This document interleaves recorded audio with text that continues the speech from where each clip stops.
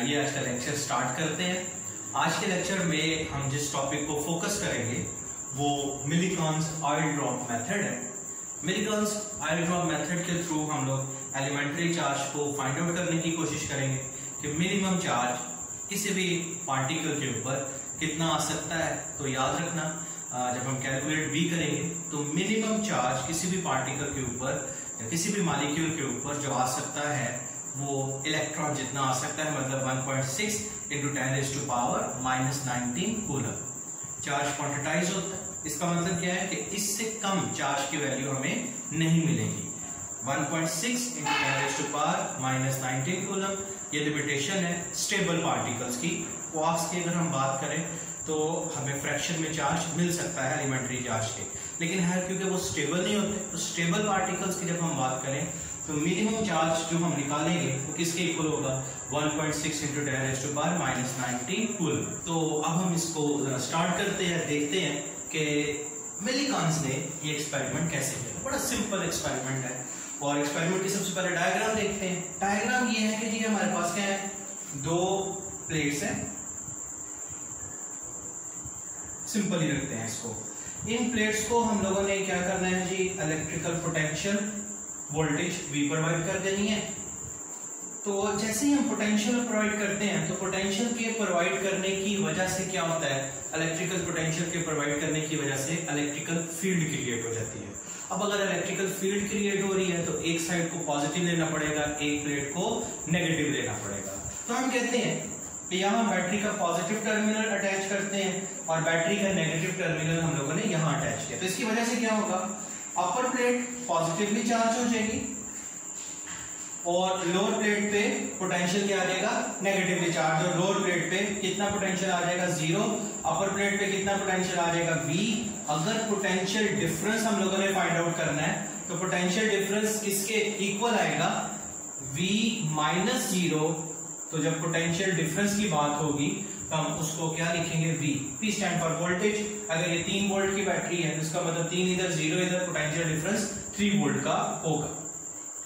चलिए अब next electrical field भी एस्टैब्लिश हो जाएगी जिसकी डायरेक्शन कौन सी होगी, from the positive side to the negative side along the decreasing potential. ये बात हम लोगों ने एक इक्वेशन के थ्रू भी कर सकते हैं और इक्वेशन हमारे पास क्या थी, E = -ΔV/ΔR। तो जैसे ही आप पोटेंशियल डिफरेंस प्रोवाइड करते हो तो उसकी वजह से क्या चीज क्रिएट हो जाती है, इलेक्ट्रिकल फील्ड क्रिएट हो जाती है। अगर हम सिर्फ मैग्नीट्यूड की बात करें तो फिर हम इसको क्या लिखेंगे, E = ΔV/ΔR, क्योंकि नेगेटिव साइन किसको शो कर रहा है कि इलेक्ट्रिकल फील्ड की डायरेक्शन कौन सी होगी, अलोंग द डिक्रीजिंग पोटेंशियल। यहां पोटेंशियल V है तो हम लोग डिस्कस कर रहे थे माइनस साइन की डायरेक्शन। तो माइनस साइन की जो डायरेक्शन है वो किसको रिप्रेजेंट करता है, माइनस साइन इलेक्ट्रिकल फील्ड की डायरेक्शन को रिप्रेजेंट करता है और इसकी डायरेक्शन कहां से होती है, अलोंग द डिक्रीजिंग पोटेंशियल। ये हाई पोटेंशियल है, ये लोअर पोटेंशियल है, तो इलेक्ट्रिकल फील्ड की डायरेक्शन कौन सी होगी, along the decreasing potential. Simple हम कह सकते हैं किसकी डायरेक्शन कौन सी होगी, from positive side to negative side. अच्छा, अब इसमें डेल्टा R, दो पोजीशंस के दरमियान डिस्टेंस, पॉजिटिव और नेगेटिव के दरमियान डिस्टेंस, दोनों प्लेट्स के दरमियान जो डिस्टेंस है हम उसको क्या कंसीडर कर लेते हैं, हम उसको D कंसीडर कर लेते हैं। तो हमारे पास जो डेल्टा R होगा वो किसके इक्वल हो जाएगा, D के इक्वल हो जाएगा। तो इक्वेशन क्या बन जाएगी, E = V/D। इसको इक्वेशन नंबर 1 का हम नाम दे देते हैं। V stand for the electrical potential difference, D is the distance between the two plates. अब ऑयल ड्रॉप्स को बीच में इंट्रोड्यूस करते हैं। अच्छा, यहां हम क्या करते हैं, ऑटोमाइजर लगा देते हैं। ऑटोमाइजर का मतलब क्या होगा कि यहां से जो ऑयल ड्रॉप्स हैं वो बहुत ज्यादा टाइनीएस्ट ऑयल ड्रॉपलेट्स इसमें से आएंगे, यानी कि इन ऑयल ड्रॉपलेट्स का जो साइज होगा वो ऑलमोस्ट निग्लिजिबल होगा, ये बहुत स्मॉल साइज होगा। अब जब इसमें से हम स्प्रे करेंगे, बेसिकली ऑटोमाइजर एक स्प्रे होता है, स्प्रे करेंगे, स्प्रे करने से ऑयल ड्रॉपलेट्स यहां से बाहर निकलेंगे। दो तरीके का है, या तो हम ये कॉन्सेप्ट को फॉलो कर लें कि स्टैटिक फ्रिक्शन की वजह से, इलेक्ट्रोस्टैटिक इंडक्शन की वजह से इन ऑयल ड्रॉपलेट्स के ऊपर नेगेटिव चार्ज आ जाएगा। दूसरी चीज हम लोग ये भी कह सकते हैं कि हम एक्सरेज को गुजारते हैं और आयनाइजेशन की वजह से इन ऑयल ड्रॉपलेट्स के ऊपर नेगेटिव चार्ज आ जाएगा। हर दोनों में से कोई एक सिचुएशन कंसीडर कर लेते हैं। इन शॉर्ट रिजल्ट क्या है, कि जब ये आई ड्रॉपलेट्स इस एटॉमाइजर में से, इसकी नोजल में से निकलेंगे, तो इन आई ड्रॉपलेट्स के ऊपर कौन सा चार्ज आ जाएगा? नेगेटिव चार्ज आ जाएगा। तो ये नेगेटिव चार्ज आई ड्रॉपलेट्स है जो कि क्या कर रहे हैं? ग्रेविटेशनल फोर्स की वजह से डाउनवर्ड डायरेक्शन में मूव कर रहे हैं। अब ये आई ड्रॉपलेट्स नीचे आ रहे हैं और इस होल एच में से गुजरेंगे। ये जो स्पेस है, जो हमने होल रखा हुआ है ऊपर वाली प्लेट के, अब यहां हम क्या करते हैं? लाइट सोर्स यूज करते हैं। लेट्स सपोज ये हमारे पास लाइट सोर्स है, आगे हम एक लेंस लगा देते हैं, लाइट सोर्स से लाइट आएंगे और ये लेंस इनको क्या करेगा? यहां आके फोकस करेगा। इस लाइट के थ्रू हम क्या करेंगे? इन आई ड्रॉपलेट्स को देख सकते हैं। अब जैसे ही आई ड्रॉपलेट्स क्या होंगे? नीचे की तरफ आएंगे, ग्रेविटेशनल फोर्स की वजह से आई ड्रॉपलेट्स नीचे की तरफ आएंगे और बिटवीन द प्लेट्स आएंगे। और यहां क्या करते हैं? एक मैग्नीफायर लगा देते हैं। ये जो गोल सर्कल है ये बेसिकली मैग्नीफायर को रिप्रेजेंट कर रहा है। डायग्राम को सिंपल रखने के लिए मैं मैग्नीफायर वाली बात को यहां से रिमूव कर देता हूं, माइक्रोस्कोप वाली बात को यहां से रिमूव कर देता हूं। ये लाइट सोर्स है, इस लाइट सोर्स की वजह से बाकी चीजों को भी मैं रिमूव कर देता हूं। इस लाइट सोर्स की वजह से हम क्या कर सकते हैं? इन आई ड्रॉपलेट्स को देख सकते हैं, थ्रू द माइक्रोस्कोप देख सकते हैं। इसकी जो हमने फिजिक्स पढ़नी है वो देखनी है। अब देखो इधर क्या हो रहा है, इसको भी थोड़ा सा इधर देखो। ये हो रहा है चाहे आई ड्रॉपलेट्स आ रहे हैं। अब जैसे ही आई ड्रॉपलेट्स क्या होंगे? ये पॉजिटिव, ये भी positive, oil droplet between the plate आ जाएंगे। तो क्योंकि oil droplet negatively charge particles हैं, तो इस आई ड्रॉपलेट के ऊपर दो फोर्सेस लगेंगी। अब इसको सेपरेट करके दिखाते हैं। सपोज करो ये वही आई ड्रॉपलेट था हमारा, दो फोर्सेस कौन सी लग रही हैं? एक ग्रेविटेशनल फोर्स लग रही है, नेगेटिव चार्ज ड्रॉपलेट था, और दूसरी फोर्स कौन सी लग रही है? Electrostatic force of attraction. Reason behind it कि ये जो आई ड्रॉपलेट है नेगेटिवली चार्ज आई ड्रॉपलेट इस प्लेट के करीब आ जाएगा तो रिपेल होगा। हम उसको डिस्कस नहीं कर रहे क्योंकि हमने इसको रिपल्शन तक जाने ही नहीं देना। हमने क्या करना है? हमने कोशिश करनी है कि इस आई ड्रॉपलेट को किसी तरह से हवा में सेंटर बिटवीन द प्लेट्स को सस्पेंड कर दे। अब यहाँ दो फोर्सेस लग रही है, एक अपवर्ड फोर्स लग रही है और एक कौन सी फोर्स लग रही है? Downward force. हम लोगों ने स्टैटिक इक्विलिब्रियम की कंडीशन को अचीव करना है। स्टैटिक इक्विलिब्रियम कब होगा? जब इस ऑयल ड्रॉपलेट के ऊपर दो फोर्सेस लगेंगी, दोनों की मैग्नीट्यूड सेम होगी लेकिन दोनों की डायरेक्शन ऑपोजिट होगी। अब देखो इस फोर्स का फार्मूला तो हमें आता है, वो किसके इक्वल है? mg के। ना तो मैस हमारे कंट्रोल में है, ना एक्सेलरेशन ड्यू टू ग्रेविटी हमारे कंट्रोल में है। तो इसका मतलब डाउनवर्ड फोर्स जो भी है वो फिक्स है, उसकी वैल्यू चेंज नहीं हो रही। लेकिन अपवर्ड फोर्स, अगर हम इलेक्ट्रोस्टैटिक फोर्स की बात करें तो इलेक्ट्रोस्टैटिक फोर्स का फार्मूला क्या है? Q इंटू E, और हम कह सकते हैं Q E की वैल्यू अगर हम ऊपर देखें तो E की वैल्यू क्या होगी भाई? V by D। तो इसका मतलब ये हुआ कि जो इलेक्ट्रोस्टैटिक फोर्स है उसको हम कंट्रोल कर सकते हैं। और कैसे कंट्रोल कर सकते हैं? By changing the value of the voltage. कि अगर हम वोल्टेज की वैल्यू चेंज कर दें, यानी कि पोटेंशियल डिफरेंस कम कर दें, तो इलेक्ट्रोस्टैटिक फोर्स वीक हो जाएगी, पार्टिकल नीचे जाएगा। अगर पोटेंशियल डिफरेंस बहुत ज्यादा स्ट्रॉन्ग कर दें तो इलेक्ट्रोस्टैटिक फोर्स स्ट्रॉन्ग हो जाएगी, अट्रैक्टिव फोर्स ज्यादा हो जाएगी और ये जो आई ड्रॉपलेट है ये ऊपर वाली प्लेट की तरफ जाना शुरू हो जाएगा। तो हम लोगों ने क्या करना है? हम लोगों ने यहां से बैटरी या वोल्टेज को इस तरह से एडजस्ट करना है, बैटरी की वैल्यू को या वोल्टेज को इस तरह से एडजस्ट करना है कि अपवर्ड और डाउनवर्ड फोर्सेस क्या हो जाए? अपवर्ड और डाउनवर्ड फोर्सेस इक्वल हो जाए। यही एक्सपेरिमेंट में हम लोगों ने बेसिकली करना है। वोल्टेज को एडजस्ट करते रहेंगे और यहां से देखते रहेंगे और एक ऐसी वोल्टेज को लेके आएंगे, बैटरी की एक ऐसी वोल्टेज एडजस्ट करेंगे या सेट करेंगे कि जिस वोल्टेज की वजह से जो upward electrostatic force of attraction produce हो रही है उसकी वैल्यू एग्जैक्टली किसके इक्वल आ जाए? ग्रेविटेशनल फोर्स के इक्वल आ जाए। और जब हम ये काम कर लेंगे तो क्या चीज अचीव हो जाएगी? स्टैटिक।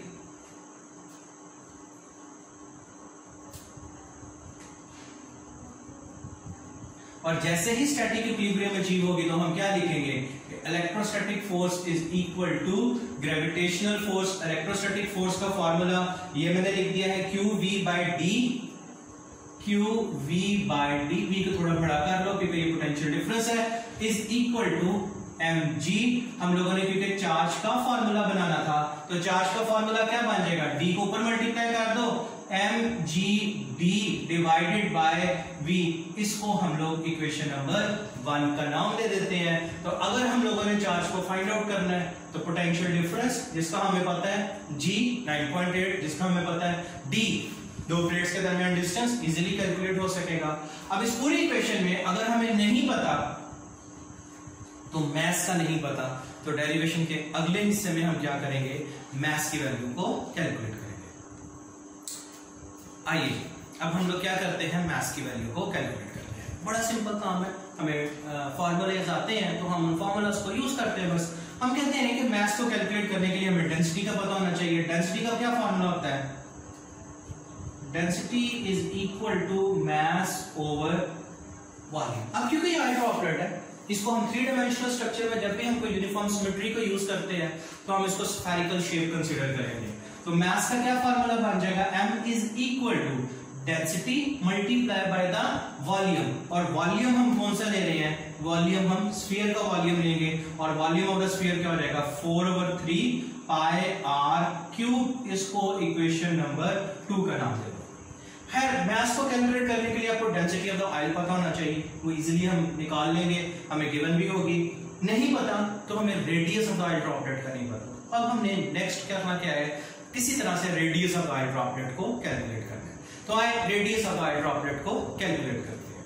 अब रेडियस को कैसे कैलकुलेट करना है, रेडियस को कैलकुलेट करने के लिए हम बेसिकली क्या करेंगे, रेडियस को कैलकुलेट करने के लिए हम बेसिकली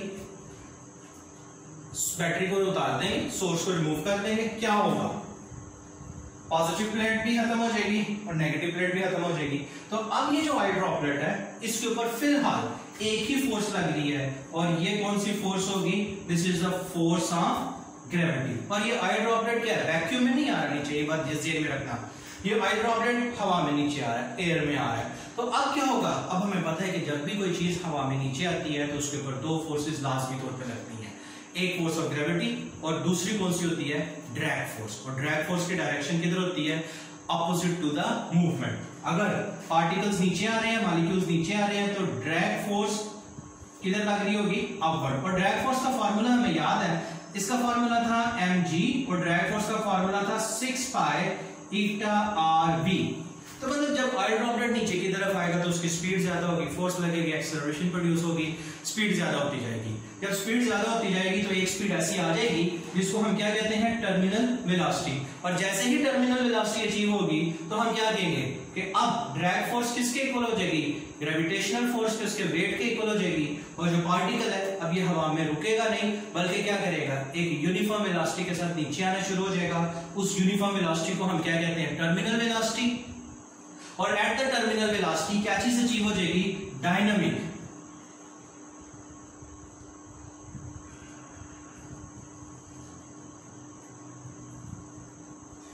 इक्विलिब्रियम अचीव हो जाएगा। तो पहले हमने क्या अचीव करना है, स्टैटिक इक्विलिब्रियम, और बाद में क्या अचीव करना है, डायनामिक इक्विलिब्रियम। जैसे ही डायनामिक इक्विलिब्रियम अचीव हो जाएगा तो हम क्या कहेंगे, sir drag force becomes equal to the gravitational force, और इसमें जो नेट एक्सेलरेशन होगी वो किसके इक्वल हो जाएगी भाई, 0 के। दोनों वैल्यूज को इधर पुट करते हैं। तो जब पुट करेंगे तो क्या पुट करेंगे, 6 pi eta r v t is equal to mg। This implies that, ऊपर चलते हैं, दिस इंप्लाइज दैट मास की वैल्यू क्या निकलेगी, m is equal to 6 pi eta r v t over g। इसको आप कहते हैं इक्वेशन नंबर 3। मैं फिर बता दूं, ईटा विस्कोसिटी को रिप्रेजेंट करता है, viscosity of the air. Density थी ऑयल की और विस्कोसिटी है एयर की। और ऑब्वियसली रेडियस भी, टर्मिनल स्पीड कैसे फाइंड आउट करेंगे, डिस्टेंस डिवाइडेड बाय टाइम। जितना डिस्टेंस को कवर करेगा यूनिफॉर्म नीचे आने के लिए, उसको टाइम से डिवाइड कर देंगे तो वेलोसिटी आ जाएगी। हमारा टारगेट क्या था, रेडियस की कैलकुलेशन। रेडियस की कैलकुलेशन के लिए हमें किस चीज की जरूरत पड़नी है, इक्वेशन नंबर 2 है, इक्वेशन नंबर 3 है। इक्वेशन नंबर 2 और 3 को अगर हम देखें तो लेफ्ट हैंड साइड अगर सेम है तो राइट हैंड साइड भी सेम होगी। तो इनको कंपेयर तो करें, तो कंपेयर करने के बाद क्या आंसर आ जाएगा, rho 4/3 pi r cube is equal to 6 pi eta r v t divided by g। बस अब कैंसिलेशन करनी है, पाई पाई से कैंसिल हो जाएगा, इधर स्क्वायर आ जाएगा, ये कैंसिल आउट हो जाएगा, 2 2 4 2 3 6। मजीद कोई चीज कैंसिल हो सकती है नहीं। तो देखो क्या रख है, रो 4 की जगह क्या रहेगा 2, 3 तो एज इट इज, या pi cancel, r square is equal to 6 की जगह क्या आ जाएगा 3 pi cancel, eta as it is ही आएगा, R cancel, VT divided by G। अब बस क्रॉस मल्टीप्लाई करके R की वैल्यू फाइंड आउट करनी है। तो R स्क्वायर किसके इक्वल देगा? 3 3 9, क्योंकि इसको आपने इधर जाके मल्टीप्लाई करना है। 9 eta VT over 2 rho G, यानी कि 2 रो को आपने क्या करना है, इसको प्लेस कर देते हैं। 2 रो को अब आपने नीचे लेके आना है, तो क्या आ जाएगा 2 रो G। तो R की वैल्यू क्या निकल आएगी? Square root of 9 eta VT over 2 rho G। बस बात खत्म होगी। इस R की वैल्यू को आपने इक्वेशन नंबर 2 में रखना है, यहां से मैथ्स आ जाएगा। मैथ्स की वैल्यू को अगेन आपने किस में पुट करना है? इक्वेशन नंबर 1 में। आपके पास चार्ज की वैल्यू आ जाएगी, और मिलीकॉन ने जो चार्ज की वैल्यू फाइंड किया है ड्रॉपलेट टिप पर, वो 1.6 × 10⁻⁻19 कूलम है। और मिनिमम चार्ज जितना होता है, और मिलीकॉन ने प्रूव किया कि चार्ज क्वांटिटाइज होता है, मतलब आपको जो चार्ज की वैल्यू मिलेगी इससे डबल हो सकती है, इससे ट्रिपल हो सकती है, इससे 4 टाइम्स हो सकती है, लेकिन जो चार्ज की वैल्यू वो कभी भी फ्रैक्शंस में नहीं होगी, ये नहीं होगा। और ये आपको पता है कि ये किसके इक्वल होता है?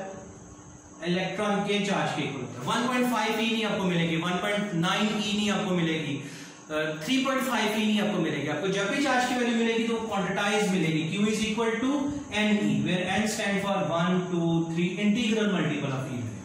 तो इस तरह से मिलीकॉन ने क्या किया था? चार्ज एनोनाइल ड्रॉपलेट को फाइंड आउट किया था। होपफुली कि आपको लेक्चर की समझ आई होगी। लेक्चर में कोई कंफ्यूजन हो तो हमसे कमेंट्स के थ्रू पूछ सकते हैं। चैनल को लाइक कीजिए, सब्सक्राइब कीजिए। अपना और अपने घर वालों का, दोस्तों का बहुत सा ख्याल रखिएगा। अल्लाह हाफिज।